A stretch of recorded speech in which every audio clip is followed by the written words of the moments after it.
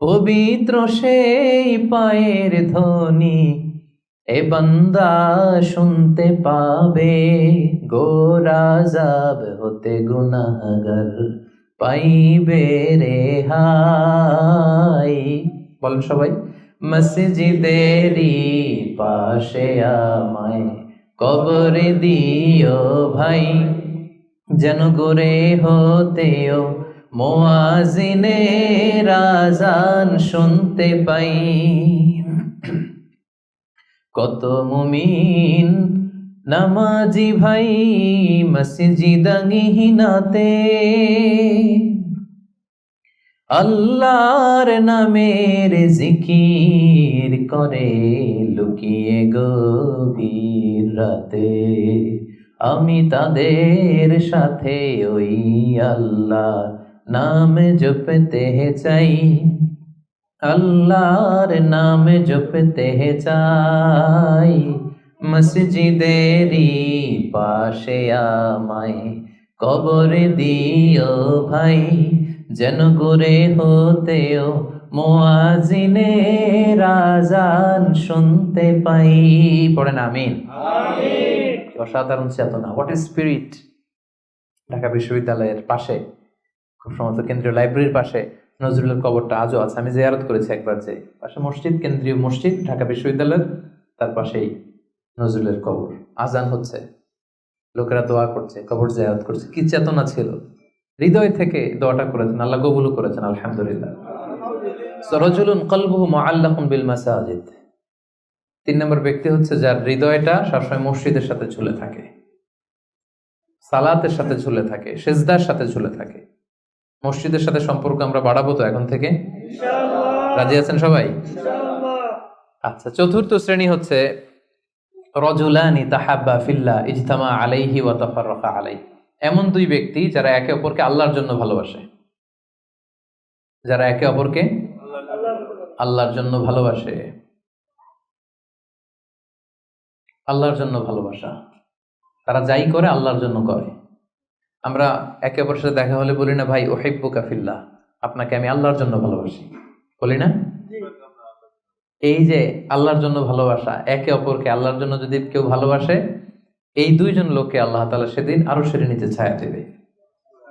হাদিসে কুদসিতে আল্লাহ তাআলা সেদিন বলবেন, আইনাল মুতাহাব্বুনা বিজালালি, আমার জন্য একে অপরকে ভালোবাসছি তারা কোথায়? কোথায় তোমরা যারা আমার জন্য একে অপরকে ভালোবেসেছো, কোথায় তোমরা আসো? আজকে উযিল্লুকুম ফি যিল্লি ইয়াওমা লা যিল্লা ইল্লা যিল্লি, আজকে আমার আরশের নিচে আমি তোদের ছায়া দিয়ে রাখবো, আজকে আমার দেয়া ছায়া ছাড়া আর কোনো ছায়া নাই। তাই আমরা একে অপরকে যারা আল্লাহর জন্য ভালোবাসবো, তাদেরকে আল্লাহ তাআলা সেদিন আরশের নিচে ছায়া দিবেন। সুবহানাল্লাহ পড়েন। সুবহানাল্লাহ। আল্লাহর জন্য ভালোবাসা কি? যাকে দেখলে আল্লাহর কথা স্মরণ হয়, তার কথা শুনলে আল্লাহর কথা স্মরণ হয়, তার সাথে বসলে আখিরাতের কথা স্মরণ হয়, এমন বন্ধু। আরেকজন আছে, এর সাথে বসলেই শুধু হিন্দি সিনেমার গান, এর সাথে বসলেই শুধু হারাম আলাপ, এর সাথে বসলেই অপ্রয়োজনীয় কথাবার্তা, অন্যের গীবত, চগলখড়ি, ব্যাকবাইটিং, এগুলো। এটা আল্লাহর জন্য তার সাথে সম্পর্ক নয়। তার সাথে সম্পর্কটা আমার আল্লাহর জন্য, আল্লাহ তাআলার কারণে আমি তাকে ভালোবাসি, কারণ সে আল্লাহর বান্দা, সে আল্লাহর প্রিয় বান্দা, সে আল্লাহর আদেশগুলো মেনে চলে। তাহলে একে অপরের ভালোবাসা হবে কার জন্য? আল্লাহর জন্য। ইজতামা আলাইহি, এই ভালোবাসা নিয়েই তারা পৃথিবীতে একত্রিত হয়। ওয়া তাফাররাকা আলাইহি, এবং আল্লাহর উপর ভালোবাসা অবশিষ্ট রেখেই তারা পৃথিবী ত্যাগ করে। এই ধরনের লোককে আল্লাহ তাআলা সেদিন আরশের নিচে ছায়া দিবেন। এজন্য আমাদের সব কাজগুলো যেন প্রিয় ভাই একমাত্র আল্লাহর খুশির জন্য হয়। দুনিয়ার লোভের জন্য, দুনিয়ার স্বার্থের জন্য কোনো কাজ করা যাবে না। আপনি যদি দুনিয়ার স্বার্থের জন্য কোনো কাজ না করে শুধু আল্লাহর খুশির জন্য করেন, দুনিয়ার স্বার্থ এমনি উদ্ধার হয়ে যাবে, আই গ্যারান্টি। আপনি কয়েকদিন প্র্যাকটিস করে দেখেন যে যেটাই করব আমার আল্লাহ এই কাজে সন্তুষ্ট কিনা, এটা আপনি দেখে করেন, দেখবেন দুনিয়ার সবকিছু আপনার হাতের মুঠোয় চলে আসবে। ওটা দুনিয়াটা আপনার হাতের মুঠোয় আসবে যদি আল্লাহকে আপনি এইখানে স্থান দেন। আর দুনিয়াটার এইখানে স্থান দিলে গোটা দুনিয়া আপনাকে অপমান করে ছাড়বে, ঠিক কিনা?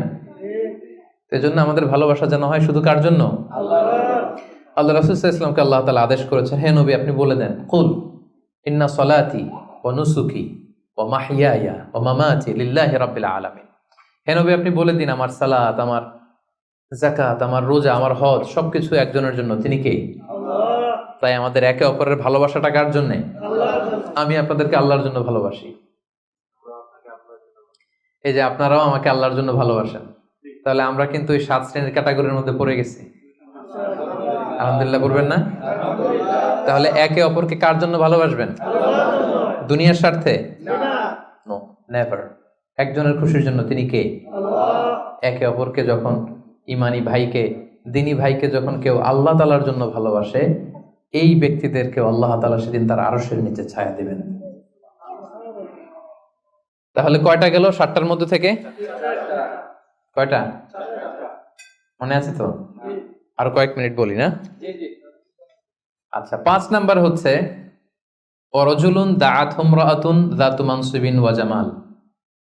এমন লোক, দাআত ইমরাআতুন যাতু মানসিবিন ওয়া জামাল, এমন ব্যক্তি যাকে কোনো সম্ভ্রান্ত, ডিগনিফাইড এন্ড প্রেস্টিজিয়াস ফ্যামিলির খুব দেখতে সুন্দর, গর্জিয়াস, বিউটিফুল কোনো লেডি তাকে পাপ কাজের জন্য আহ্বান করলো, বিবাহ বহির্ভূত সম্পর্কের জন্য, দৈহিক সম্পর্কের জন্য আহ্বান করলো, এবং সে চাইলেই এই অশ্লীল কাজে, এই ব্যভিচারে, এই পাপ কাজে জড়িত হয়ে যেতে পারত, কিন্তু সে সেটা করেনি। সুযোগ পেয়েও এই কাজ করেনি, বরং সে সাহসিকতার সাথে বলেছে ইন্নী আখাফুল্লাহ, আমার পক্ষে এই প্রপোজাল, এই প্রস্তাব মেনে নেওয়া সম্ভব নয়, কারণ আমি একজনকে ভয় করি। তিনি কে?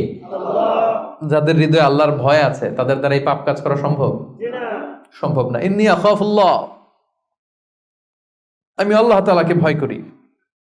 জুলাইখা যখন ইউসুফ আলাইহিস সালামের প্রেমে মত্ত হয়ে, পাগল হয়ে নিজেকে প্রেজেন্ট করেছিল যে ইউসুফ, আমি তোমার প্রেমে পাগল, পৃথিবীর কেউ টের পাবে না, 7টা তালা মেরেছে দরজায়, এই রাজপ্রাসাদের সিক্রেট রুম, আসো আমরা একে অপরের সাথে এই কাজে লিপ্ত হই। ইউসুফ আলাইহিস সালাম বলেছিলেন একই কথা, মাআযাল্লাহ, মাআযাল্লাহ, আমি আল্লাহর কাছে এই পাপ কাজ থেকে পানাহ চাই, আমার পক্ষে সম্ভব না, কারণ পৃথিবীর কেউ দেখে না, কিন্তু দেখে কে? আপনি দরজা বন্ধ করে, লাইট বন্ধ করে, সুইচ বন্ধ করে দিয়ে, পর্দা লাগাই দিয়ে আপনি পাপ করছেন, কেউ দেখে নাই পৃথিবীর, পুলিশ দেখে নাই, সিসি ক্যামেরা অফ করা, কেউ দেখে নাই, কিন্তু একজন দেখে। তিনি কে? সবার চোখকে ফাঁকি দেয়া যায়, কিন্তু আল্লাহর চোখ ফাঁকি দেয়া যাবে? এজন্য প্রিয় ভাইয়েরা, একজন মুমিন বান্দার জীবনে তার চরিত্রটা সবচাইতে দামি। এই যে এখানে আপনারা সবাই যুবক, এটা আমাদের ওয়াজ, আমাদের জন্য রেলেভেন্ট। এজন্য ইংরেজিতে বলা হয় when money is lost something is lost, যখন টাকা নষ্ট হয়, টাকা হারায়, এটা সামথিং, হাতের ময়লা আবার আসবে। when health is lost something is lost, যখন স্বাস্থ্য নষ্ট হয়, এটা কিছু একটা জিনিস নষ্ট হলো, কিন্তু when character is lost everything is lost, যখন চরিত্র শেষ, ওর কিচ্ছু নাই, ওর সব শেষ, ঠিক কিনা? এজন্য প্রিয় ভাইয়ের, আমাদের চরিত্রটাকে হেফাজত করতে হবে। এটা হচ্ছে খুবই রেলেভেন্ট ওয়াজ আমাদের জন্য।